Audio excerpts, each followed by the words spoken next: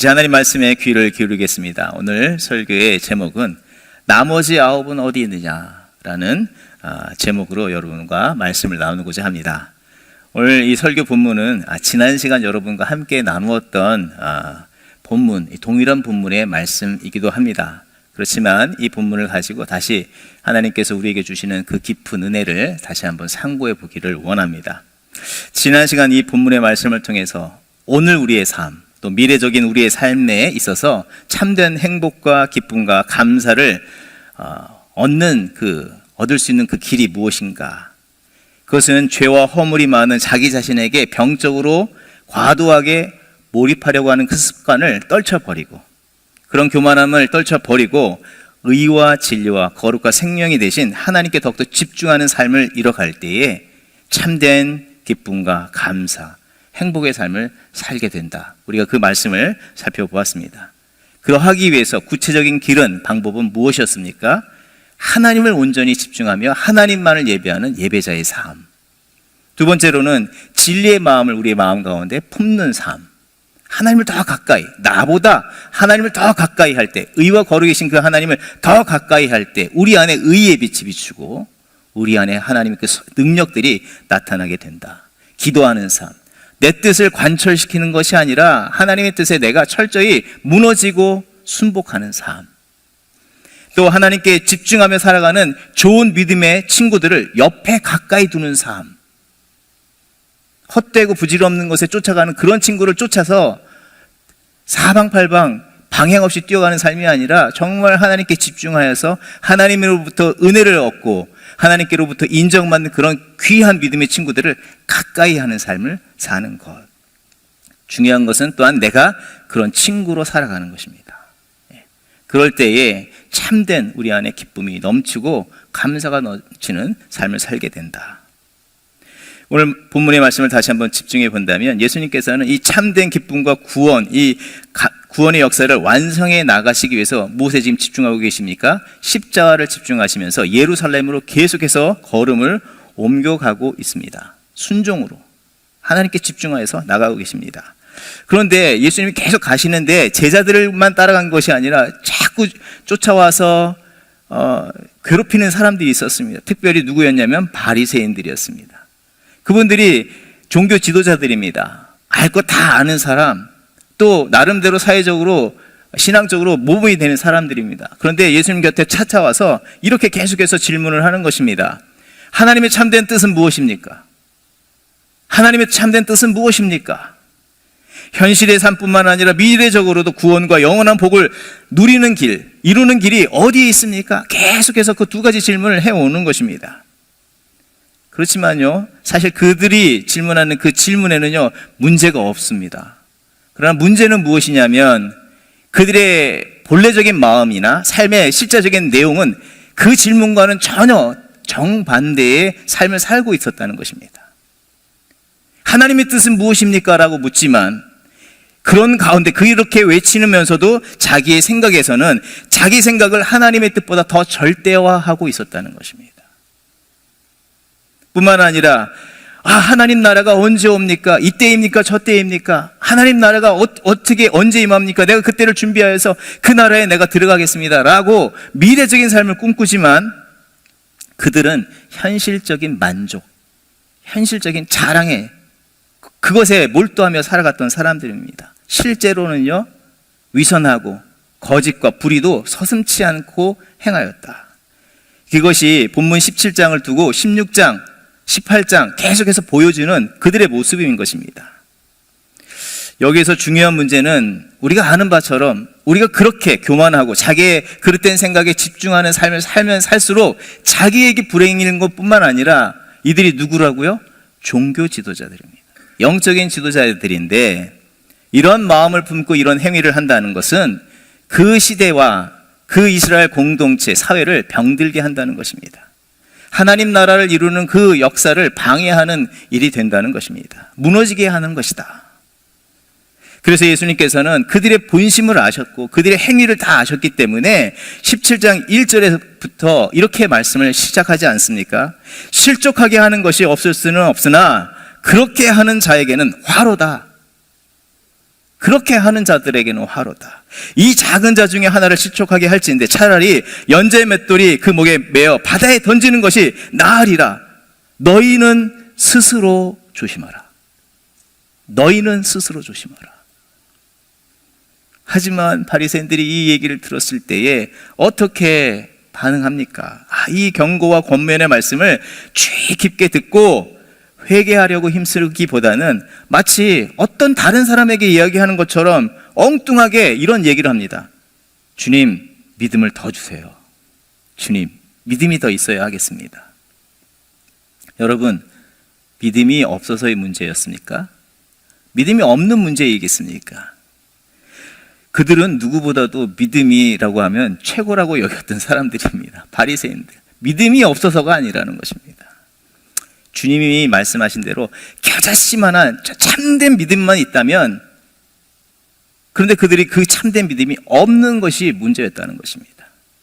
지금까지 그들이 해오던 대로 자기 생각에 계속해서 과몰입하고 그것으로 인해 그릇된 습관과 행위들을 계속해서 행하는 그 문제들, 그것을 떨쳐버리려고 하는 영적 어떤 개혁 의지, 내가 이러면 안 되겠구나, 영적인 개혁 의지를 갖는 것이 아니라 그것이 전혀 없고 의지 박약.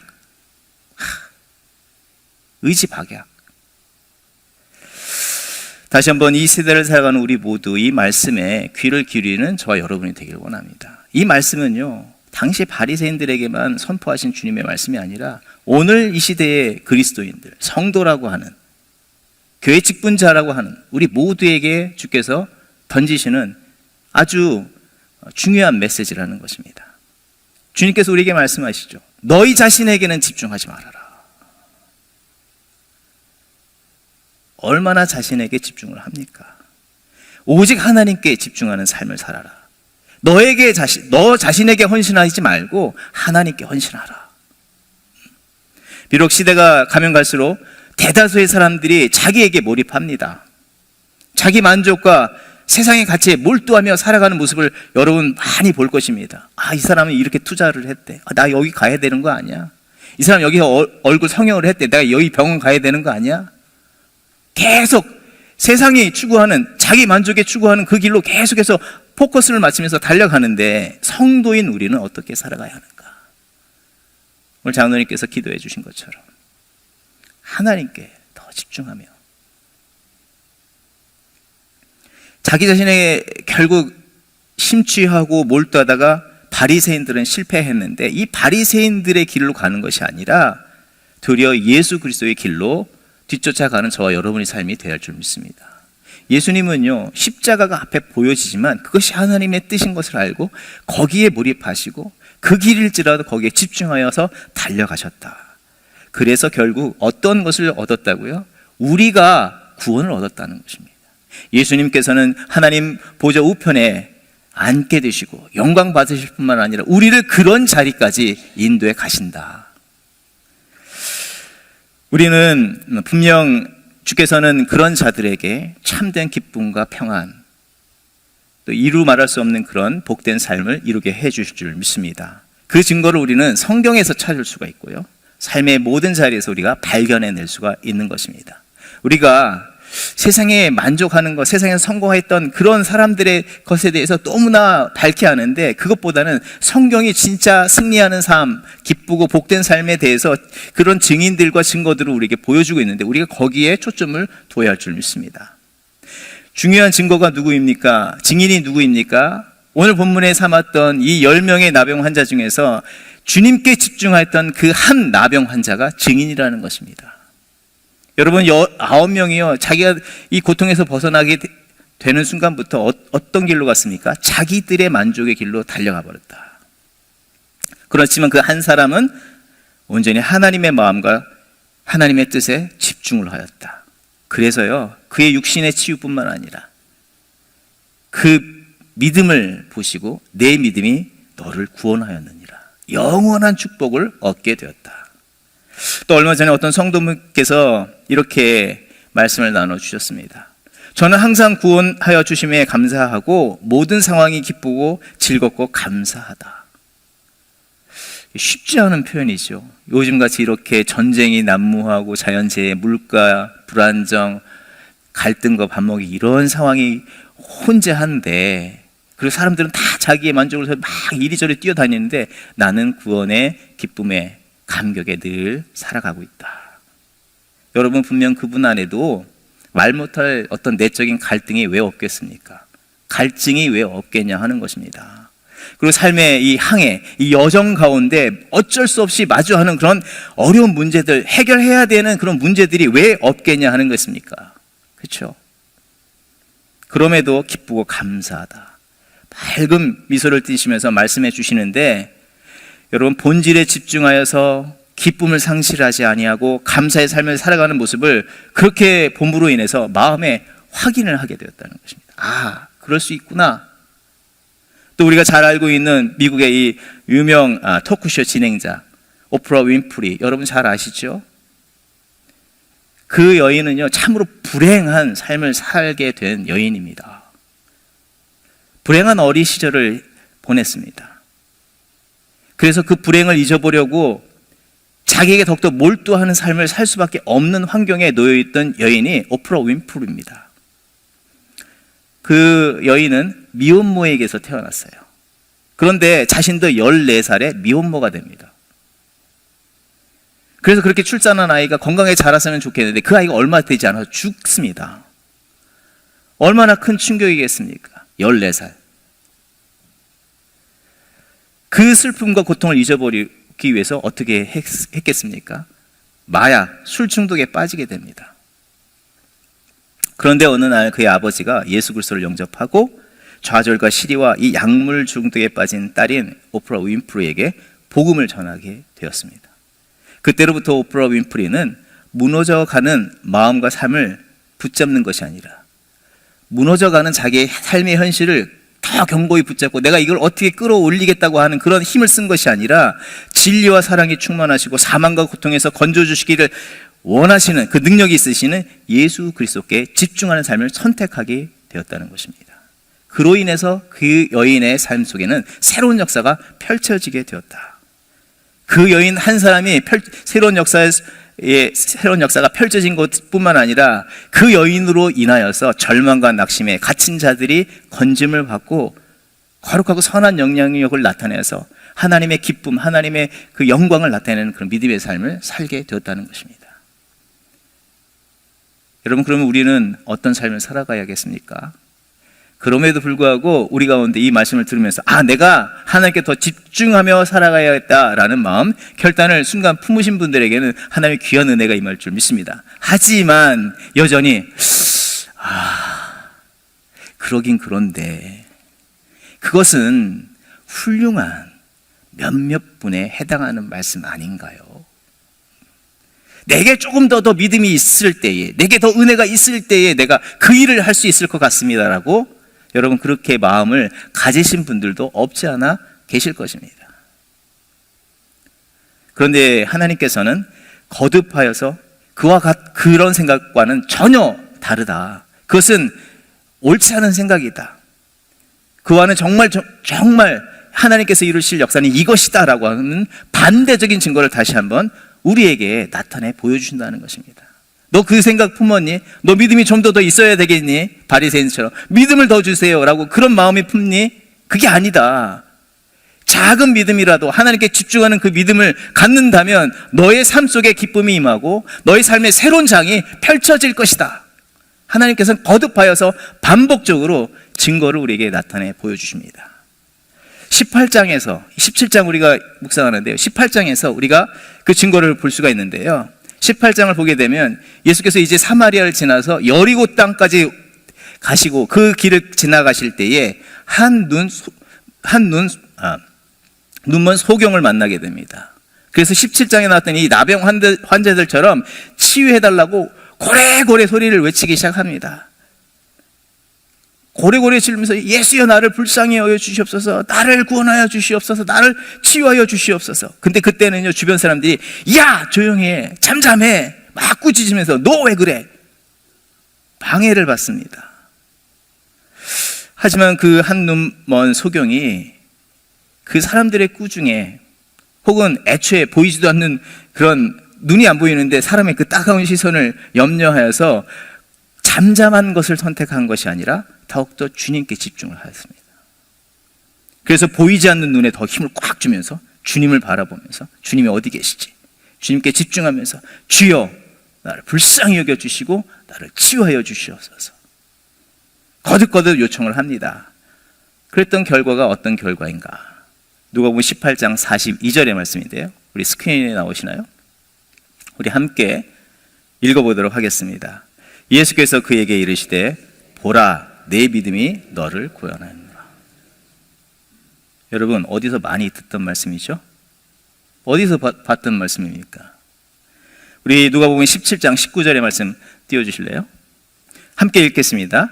그에게 이르시되 일어나 가라 내 믿음이 너를 구원하였느니라. 똑같지 않습니까? 똑같다는 것입니다. 동일한 말씀, 동일한 글자로 동일하게 표현하셨습니다. 왜 반복하여서 말씀하셨을까요? 이것을 주목하게 하기 위함입니다. 주님께서 나에게 집중하는 자에게 은혜를 줄 것이다. 근데 그거는 믿음이 있는 사람의 이야기죠. 내 현실에는 아닌 것 같아요. 내 상황이 좀 더 나아지고 내 믿음이 좀 더 자랐을 때 주님 볼게요. 아니다. 봐라 하면서 다시 한번 이 사람을 보여주시면서 어떻게 되었느냐라고 증거를 보여주시는 것입니다. 주목하라. 이것을 더 주목해야 한다.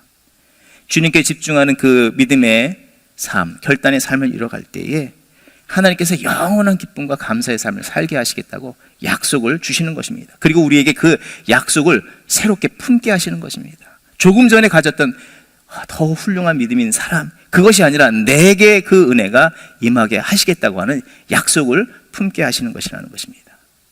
그래서 어떤 면에서는요, 이 고래고래 소리 질렀던 이 소경을 보면서 그것이 마치 예수님의 모습인 것 같습니다. 고래고래 소리 지르면서 이렇게 해야 한다. 이렇게 해야 한다. 그래서 우리가 깨닫는 것은 우리의 생각과 감정과 상황이 문제가 아니라는 것입니다. 우리의 생각, 감정, 상황이 문제가 아니라 온전히 하나님께 집중하고 그 말씀에 하나 되기를 위해서 선택하고 결정하는 것이 중요하다. 선택하고 결정하는 것이 더 중요하다. 내 상황이 이렇습니다. 내 감정이 이렇습니다. 내 형편이 이렇습니다. 이게 중요하죠, 지금. 그렇지만 이것보다 더 중요한 것은 주의 음성에 따라서 선택하고 결정하는 것이 더 중요하고 지금 이 순간으로부터 다음 시간들이 새로운 삶의 길로 나갈 수 있음을 우리는 잊지 않아야 하는 줄 믿습니다. 그래서 우리는 이 바리새인의 그런 미온적인 자기중심적인 그런 마음과 신앙을 담는 것이 아니라 어떤 면에서는 보잘것없는 이 한 명의 나병 환자, 눈먼 이 한 소경과 같은 믿음을 우리가 닮아야 할 줄 믿습니다. 주님께만 오직 집중하는 그 믿음. 구체적으로 하나님께 초점을 맞춘 삶, 적극적으로 주 앞에 나아가면서 결단하는 믿음의 삶은 어떻게 표현되는가? 어떻게 표현되겠습니까? 삶 속에서.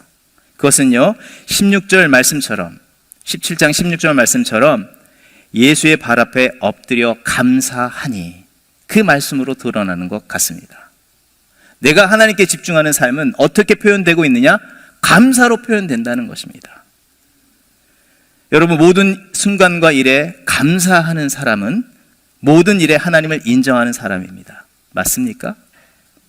모든 순간에 이래도 감사, 저래도 감사하는 사람은요, 그 감사를 통해서 무엇을 고백하고 있습니까? 하나님의 하나님 되심을 인정하는 그 믿음을 표현하고 있는 것입니다. 여러분, 장미꽃 가시 감사. 주님께서 내 삶을 주장하고 계시기에 비록 장미꽃에 찔렸을지라도 감사. 나를 낫게 하시고 날 더 성숙하게 하시는 하나님 감사. 여러분, 모든 순간 속에서 하나님을 인정하는 사람들의 전형적인 증상은 감사입니다. 그런데 모든 순간 속에서 하나님을 인정하지 않는 삶의 모습은 어떤 모습으로 드러날까요? 불평과 원망입니다. 오프라 윈프리는 예수 그리스도께 삶을 의탁하고 집중하고 선택하고 결정한 그 삶을 매 순간마다 작은 순간 속에서 이뤄가기를 힘쓰기 위해서 감사일기를 썼다고 합니다. 감사일기. 그 중에 몇 가지, 짧게 3가지만 나누는데요. 오늘도 거뜬히 잠자리에서 일어날 수 있어서 감사합니다. 유난히 눈부시고 파란 하늘을 보게 해주심을 감사합니다. 자기 육신뿐만 아니라 자연 만물 주신 것 감사합니다. 하나님의 주권을 인정하는 것이죠. 그리고 얄미운 짓을 한 동료에게 화내지 않고 참을 수 있게 해주심을 감사합니다. 상황과 감정도 하나님께 다 맡긴다. 이게 어떤 면에서 더 힘들 것 같아요. 그렇다면 여러분, 질문을 드릴까요? 여러분, 모든 일과 모든 상황과 모든 사람들 속에서 여러분, 하나님께 집중된 삶, 감사로 표현하는 삶을 살고 계십니까?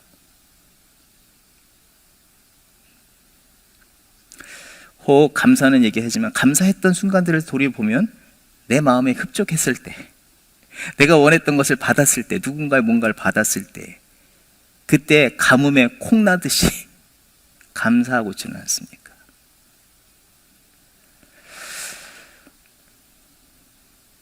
하나님께 집중한 삶, 그 증거로서의 그 감사의 표현들, 혹 잃어버렸고 어떻게 하는지 몰라 했다면 지금 이 순간부터 감사의 삶을 살아가기를 힘쓰는 저와 여러분의 삶이 되기를 주의 이름으로 축원드립니다. 지금 시작하십시오. 작지만 감사를 먼저 고백하고 잃어버린 감사를 회복할 때에 하나님께 집중된 삶도 회복될 줄 믿습니다. 내가 어떻게 하나님께 집중하는 삶을 살까 고민하시는 분, 걱정하지 마십시오. 먼저 감사를 선포하십시오. 감사를 선포하고 모든 것을 하나님의 주권 인정하는 그런 감사로 나아가면요, 내 안에 하나님을 집중하는 삶이 회복되고 내 안에 하나님의 그 기쁨이, 영원한 기쁨이 차오를 줄 믿습니다. 그래서 우리 감사의 원리를 우리가 3가지로 우리가 살펴볼 수가 있는데, 첫 번째로는요, 하나님께서 내게 베푸신 그 은혜를 생각하고 기억하고 잊지 않아야 합니다. 내가 어떻게 하나님께 집중하는 삶을 살까? 내가 어떻게 감사하는 삶을 살까? 하나님께서 내게 베푸신 그 은혜를 기억하라. 잊지 말고 기억하라. 거기서부터 출발해야 하는 줄 믿습니다. 영어에서 감사는 뭐라고요? 영어는 감사로 뭐라고 부르죠?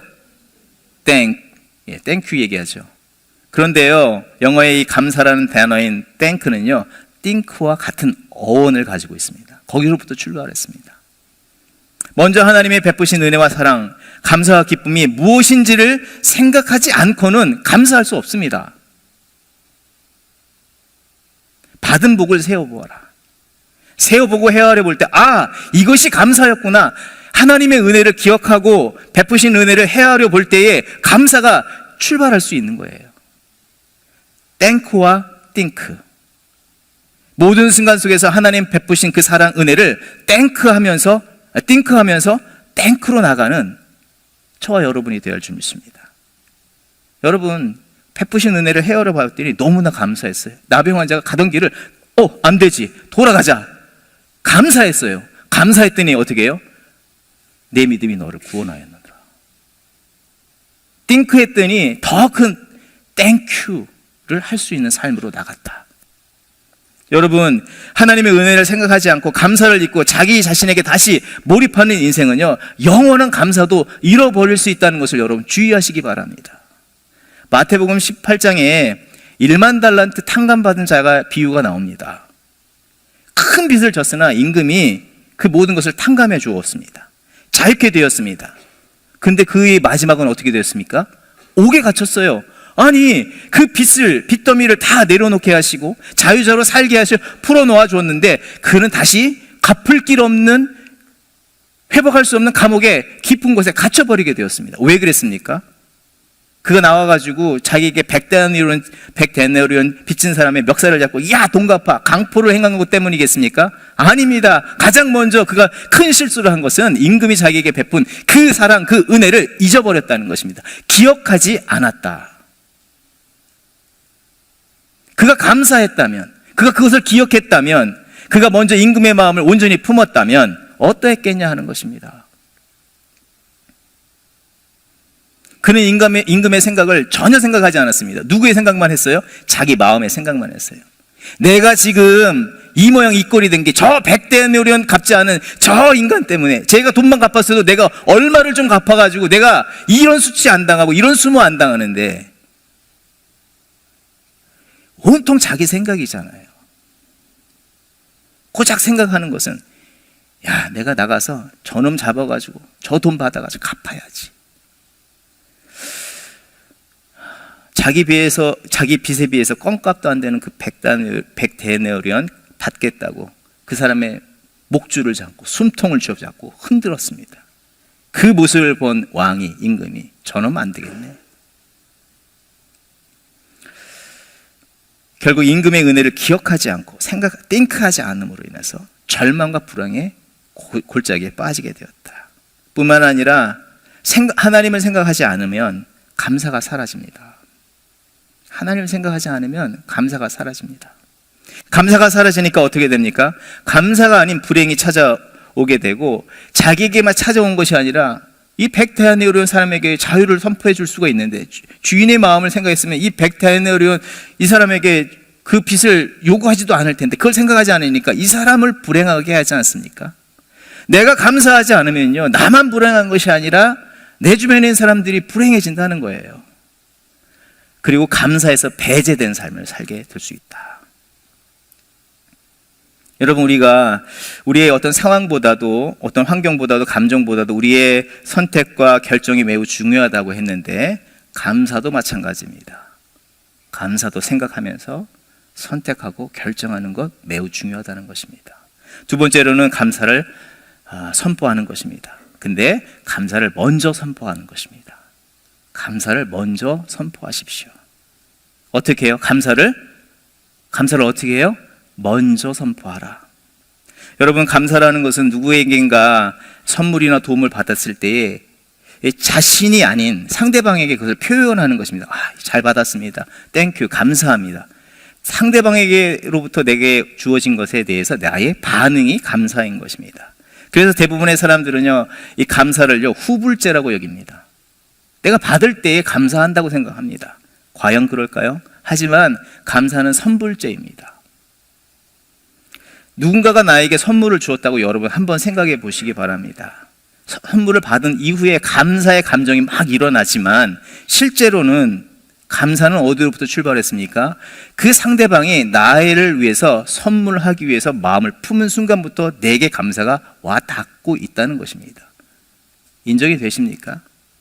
그분에게 김치를 이렇게 해가지고 갖다 줘야 되겠다. 그분은 이렇게 아픈데 이렇게 해서 그분 도와줘야 되겠다. 그분 받을 때 땡큐 하지만, 그 땡큐하는 그 순간에 감사가 있는 것이 아니라, 이 사람, 주려고 하는 사람이 먼저 감사의 마음, 그 사람을 생각해서 주고 있다라는 것. 그러니까 감사는요, 후불제가 아니라 선불제로 계속해서 이루어지고 있다는 것을 우리는 알아야 한다는 것입니다. 주께서 오병이어의 기적을 나타내실 때에, 빈들에서 아무것도 없을 때에 하늘 우러러 축사하셨다. 감사 기도를 했습니다. 여러분, 감사 기도를 했기 때문에 이런 효과가 나타났다라고 이해하는 것이 아니라, 감사가 되시는 하나님이 계심을 믿고 그 하나님이 공급하여 주실 것을 신뢰하고 그 하나님께 먼저 감사를 선포했다는 것입니다. 그렇기 때문에 모든 사람들이 감사의 자리에 설 수 있었다. 로마서 5장 8절의 말씀, 우리가 아직 죄인 되었을 때에 그리스도께서 우리를 위하여 죽으심으로 하나님께서 우리에 대한 자기의 사랑을 확증하셨느니라. 우리가 아직 죄인 되었을 때, 예수님 우리를 구원하여 주신 것을 감사합니다? 아니요, 하나님이 이전에 우리에게 그 생각을 품고 계셨다. 신명기 6장 24절의 말씀, 여호와는 내게 복을 주시고 너를 지키시기를 원하노라. 내 팔자는 복이 없나 봐. 거짓입니다.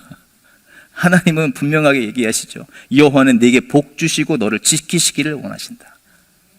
하나님 먼저 그런 계획을 품고 계십니다. 우리를 향해 그것을 우리 앞에 두고 계시다는 것입니다. 그러니 우리가 그것을 먼저 선포하고 감사로 선포하고 취하는 믿음의 삶을 살아가는 저 여러분이 되어야 할 줄 믿습니다.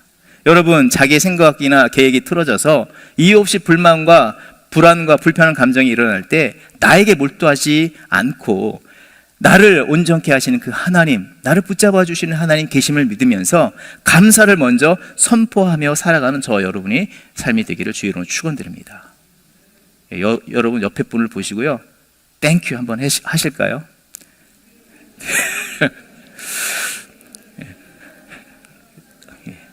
여전히 낯선 모습들을 봅니다. 늘 하셔야 돼요. 그래야지 잘할 수 있어요. 끝으로 감사로 울타리를 세우라. 감사로 울타리를 세우라. 그리고 그 안에 감사로 채우라. 감사로 감싸는 삶을 살고 감사로 채우는 삶을 살아라. 새벽마다 출애굽기 말씀을 묵상하는데요, 하나님께서 출애굽의 이 구원과 자유케 된 은혜를 베풀어 주셨습니다. 이스라엘 백성들에게. 그리고 그 백성들에게 다음과 같은 명령을 하십니다. 출애굽기 13장 9절의 말씀. 이것으로 내 손의 기호와 내 미간의 표를 삼고 여호와의 율법이 내 입에 있게 하라. 주께서 명하신 그 이마와 손은 어떤 것을 표현하고 있습니까? 이마와 손에 표를 삼고 기호를 삼아라. 은혜 베풀어 준 거를 기호를 삼아라. 이마에 손에. 여러분, 이마는요, 삶의 가장 앞자리에 보여지는 부분입니다. 손은요, 모든 앞의 일, 뒤의 일, 사방의 일들을 감당하는 그런 신체 중 한 부분입니다. 그러니까 하나님의 은혜를 받은 사람이 살아가는 모습은요, 그 첫 모습이나 모든 일 속에서 감사, 은혜의 표식이 있어야 한다. 여러분, 우리가 이 말씀을 제가 묵상하면서 준비하면서 천국을 한번 생각해 봤어요. 바리새인들이 그렇게 원했던 천국, 천국에 정말 하나님의 백성들이 있는데 그분들의 천국에서의 어떤 와 있는 그런 표식이 있다면 어떤 표식일까? 다 얼굴에 옷꼬리표에 뭐가 붙어 있을까요? 감사합니다. 왜냐하면 자기 힘으로 능력으로 그 자리에 온 것이 아니기 때문이죠. 감사예요, 감사. 그러니 하나님의 은혜로 구원 얻은 모든 백성들이 갖춰야 할 표식, 모든 순간 속에서 앞 모습이나 모든 삶의 끝자리든지 가져야 할 표식은 무엇이라고요? 감사라는 것입니다. 처음도 감사, 마지막도 감사. 감사라는 괄호를 세우고 울타리를 세우고 그 안에 감사를 채우는 것입니다. 주님은 오늘 다시 한번 물으시죠. 나머지 9명은 어디 있느냐? 나머지 9명은 어디 있느냐? 자기 자신에게 집중하여 세상으로 달려간 그들이 이제 하나님께로 돌아와 하나님께 온전히 집중된 삶, 예배하신 완전한 감사를 누리는 삶을 살기를 바라신다. 왜 내게 와서 감사 인사하지 않았어? 그것을 책망하고 찾기 위해서 나머지 9은 어디 있냐 묻는 것이 아니라 마치 잃어버린 한 마리 양을 찾듯이 나머지 9은 어디 있느냐, 이들이 진정한 감사의 자리에 와야 하는데 그 자리에 오지 않는 것이 너무나 애통스럽다. 그래서 이 말씀을 통해서 주님께서 우리에게 말씀하십니다. 바리새인과 같은 그런 믿음이 아니라 이 한 명과 같은 그런 믿음의 삶을 살기를 바란다. 하나님의 은혜를 받았으면서, 그 임금의 은혜를 받았으면서도 그 자리에서 자기의 것을 채우기 위해서 안달복달하면서 연약한 자에게 윽박을 지르고 그런 삶이 아니라 처음과 끝과 모든 순간에 감사의 삶을 살아가는 그런 성도가 되기를 하나님께서는 원하시는 줄 믿습니다. 그래서요, 감사로 우리는 감싸는 삶을 살아가야 할 줄 믿습니다. 우리 함께 외쳐보겠습니다. 감사로 감싸는 삶을 살자.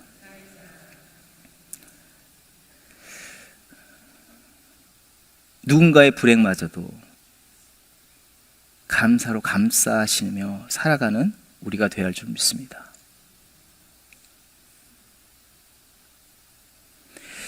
여러분이 이제 10월 말인데요, 한 달 후면 어떤 절기가 돌아옵니까?